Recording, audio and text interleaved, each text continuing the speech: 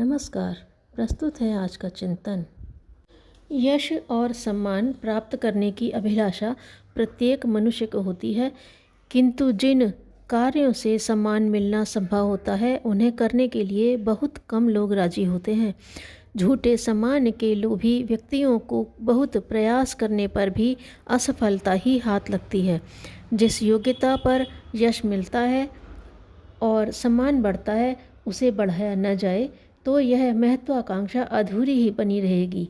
उचित योग्यता के अभाव में भला किसी को सम्मान मिला भी है।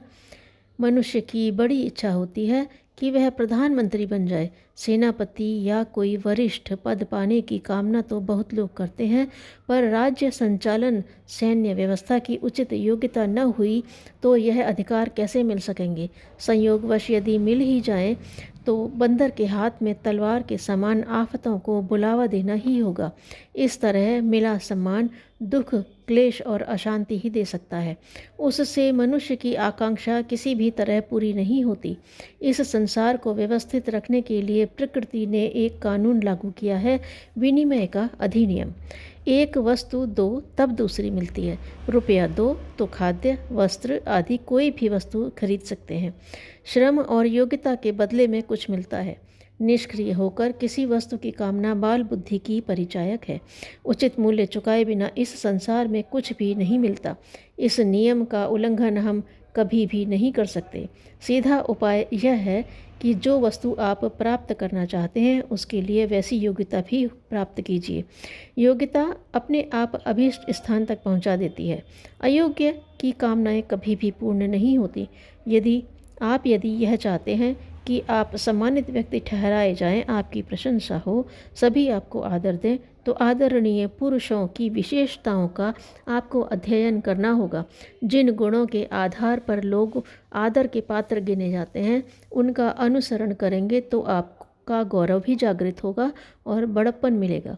किंतु यदि आप बाहरी टीम टाम के द्वारा लोगों को भ्रम में डालकर सम्मान प्राप्त करने की कामना करेंगे तो महंगा मोल चुकाकर भी आपके हाथ कुछ न आएगा।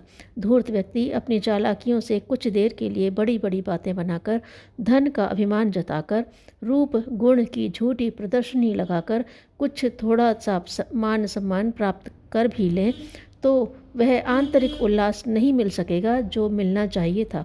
उल्टे जब इस नाटक का पर्दाफाश होता है तो लोग धूर्त और पाखंडी ठहराकर तरह तरह से भर्त्सना, उपहास और निंदा करते हैं। कागज की नाव कब तक चलती, उसे डूबना ही था। धूर्तता की जालसाजी का पर्दा खुल जाता है तो भारी अशांति होती है। सम्मान तो मिलता नहीं, अपमान ही भोगना होता है। यदि आप गुणों का विकास करने में प्रयत्नशील हों तो संदेह नहीं कि आप सम्मान प्राप्त करेंगे। लोग गुणों की पूजा करते हैं, व्यक्ति की नहीं। सच्चाई को सिर झुकाते हैं, बनावटीपन को नहीं। टेसू का फूल देखने में बड़ा आकर्षक होता है, किंतु लोग गुलाब की सुवास को अधिक पसंद करते हैं। आप में सब गुणों का विकास हो तो आप अवश्य ही प्रशंसा के पात्र हैं। गुणों की मात्रा जितनी बढ़ती है, जितनी मनुष्य की योग्यता विकसित होती है, उसी अनुपात में लोग उधर आकर्षित होते हैं। आज अच्छा काम करने वालों की सर्वत्र प्रशंसा होती है। विद्वानों का कथन है, सम्मान सद्गुण का पुरस्कार है। यह बात अक्षरशः सत्य है कि सच्चा सम्मान गुणवान को ही प्राप्त होता है। आपके किसी एक गुण का विकास सामान्य श्रेणी के व्यक्तियों से जितना अधिक होगा उतना ही आपको अधिक यश मिलेगा।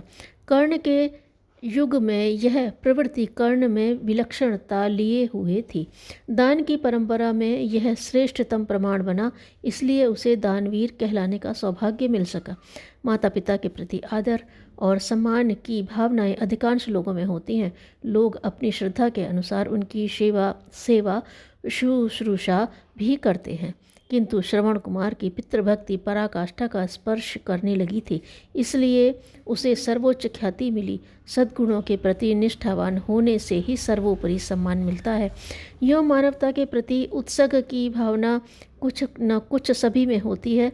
अपनी अपनी सामर्थ्य और योग्यता के अनुसार लोग इस आध्यात्मिक गुण को भी अपनाते भी हैं। किंतु देवत्व की स्थापना में अपने आप को जीवित होम कर देने के कारण जो बड़प्पन, गौरव और उच्च पद महर्षि दधीचि को मिल गया, वह अन्य किसी को नहीं। तब साधना में किसी एक सद्गुण पर पूर्ण रूप से निष्ठावान होना पड़ता है। आजीवन ब्रह्मचर्य रखने वाले भीष्म पितामह, परम भक्त हनुमान, महासती अनुसुईया, तपस्वी दुर्वासा, सत्यनिष्ठ हरिश्चंद्र एवं अपने विशिष्ट गुणों के कारण ही उच्चतम सम्मान पाने के अधिकारी बन सके थे। गुणों की विशिष्टता के कारण ही पूज्य पद प्राप्त होते आए हैं। यह सनातन नियम आगे भी इसी तरह चलता रहेगा। विशेषता रहित व्यक्ति को कभी लोग पूछते ही नहीं। अपने ही परिवार के एक दो पीढ़ी के ऊपर के पूर्वजों का लोग नाम तक नहीं जानते। इसका एक ही कारण है कि उनमें कोई विशिष्टता नहीं रही होती। किंतु रघु, अज और दिलीप आदि का अपनी अनेक पीढ़ियों का ज्ञान होना उनकी अपनी ही विशिष्टता के कारण था। विलक्षणता अभ्यास और परिश्रम से मिलती है, किंतु सर्वप्रथम इसके लिए अतुलनीय साहस उत्पन्न करना पड़ता है। साहस के बिना वह शक्ति नहीं आती जो विभिन्न स्थिति में धैर्य स्थिर रख सके। सर्वोपरिता प्राप्त करने के लिए घोर कष्टों का सामना किए बिना कोई बच नहीं सकता। साहस से कष्ट सहिष्णुता आती है, जिससे लोग हंसते हुए उन कठिनाइयों को झेल लेते हैं जो किसी गुण को उच्चतम नैतिक स्तर पर धारण करने से आती है। जब इस तरह का विशाल हृदय मनुष्य बन जाता है तो यश स्वयमेव आकर उसके पांव चूमने लगता है। यह उच्चता सम्मान की अभिलाषा से न हो, कर्तव्य बुद्धि के परिष्कार से ही गुणों की पराकाष्ठा तक पहुँच पाना संभव है। यश का लोभ कामना पूर्ति में विलंब होते ही विघ्न आते देखकर बीच में ही गिरा देता है, इसलिए उसे त्याज्य कहा गया है। यश की अभिलाषा आंतरिक हो और किसी आदर्श पर प्रतिरोपित हो तो ही मनुष्य कठिनाइयों के उच्च शिखर पर चढ़ता चला जाता है। विपरीत स्थिति और शक्ति से बढ़कर किए गए प्रयास प्रायः निष्फल होते हैं, या फिर साहस इतना बुलंद हो कि हर स्थिति की कठोरता को अंत तक सहन कर सके। इससे अच्छा यही है कि अपनी सामर्थ्य को ध्यान में रखकर ही गुणों का रचनात्मक विकास करें। सामान्य स्तर के व्यक्ति के लिए भी जीवन में सम्मान प्राप्त करने का एक सीधा सच्चा उपाय है, और वह है सबके प्रति बैर भाव, ईर्ष्या, द्वेष और प्रतिशोध की भावना न रखना। सबके साथ मिलकर प्रेम, न्याय, दया, करुणा और सहृदयता से रहकर यह स्थिति सहज ही प्राप्त हो जाती है। ऐसे निर्मल स्वभाव के व्यक्तियों का किसी के साथ विरोध नहीं होता, उन्हें सभी ओर से सम्मान मिलता है। सम्मान प्राप्ति की आध्यात्मिक भूख को बुझाने के लिए हमें अपनी श्रेष्ठताएं और विशेषताएं निरंतर बढ़ानी चाहिए। अपना चरित्र अपेक्षाकृत अधिक उज्जवल बनाने के लिए और जनहित के लिए अधिक त्याग करने के का साहस संचय करना चाहिए। उत्कृष्टता के मूल्य पर ही कोई जनसाधारण की श्रद्धा का पात्र बन सकता है। धन्यवाद।